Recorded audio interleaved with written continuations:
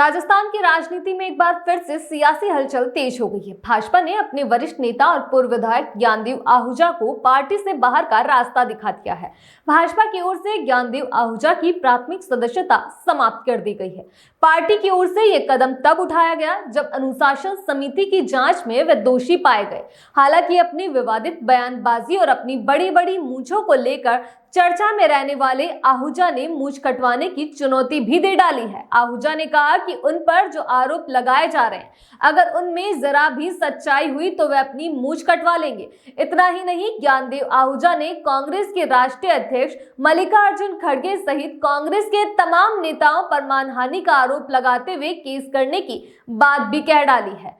हालांकि ज्ञानदेव आहूजा को पार्टी से पहले ही निलंबित किया जा चुका था और अब आरोप साबित होने के बाद ज्ञानदेव आहूजा की प्राथमिक सदस्यता को समाप्त किया गया है। पूर्व विधायक ज्ञानदेव आहूजा नेता प्रतिपक्ष टीकाराम जूली के राम मंदिर में जाने के बाद मंदिर में गंगाजल के छिड़काव कर विवादों में आए थे।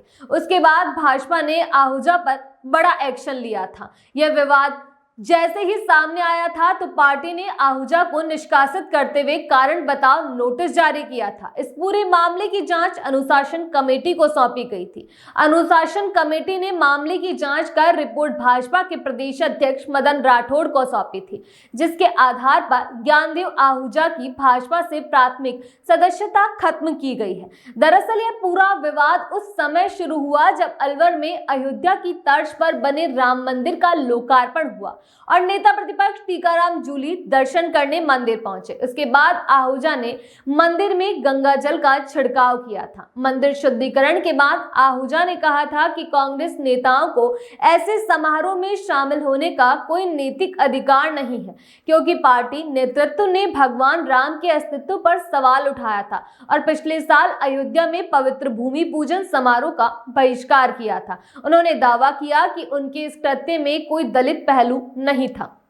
पूर्व मुख्यमंत्री अशोक गहलोत ने आहूजा के कृत्य को एक दलित का अपमान करार दिया था। ज्ञानदेव आहूजा ने इस पूरे मामले में कहा है कि यदि थोड़ी भी सच्चाई सामने आती है तो वे अपनी मूंछ कटवा लेंगे। उन्होंने कांग्रेस के राष्ट्रीय अध्यक्ष मल्लिकार्जुन खड़गे सहित प्रमुख नेताओं से सार्वजनिक रूप से माफी मांगने की भी बात कही है। उन्होंने यह भी कहा है कि भारतीय जनता पार्टी ने कांग्रेस के दुष्प्रचार में आकर उन्हें निलंबित करने की गलती की है। आहूजा ने कहा कि उनसे पूछा जाना चाहिए था कि क्या भाषण दिया और उन्होंने किसके खिलाफ भाषण दिया। इसके बजाय सीधा निलंबित करना गलत है। आहूजा ने कहा कि कांग्रेस पार्टी ने हमेशा भगवान राम के अस्तित्व पर सवाल खड़े किए हैं, चाहे अयोध्या में भगवान राम की जन्मभूमि का मामला हो या फिर राम सेतु का मुद्दा। आहूजा ने कहा कि उनका बयान कांग्रेस की नीति के खिलाफ था, उनका बयान कांग्रेस नेताओं के खिलाफ था, दलितों के खिलाफ नहीं था।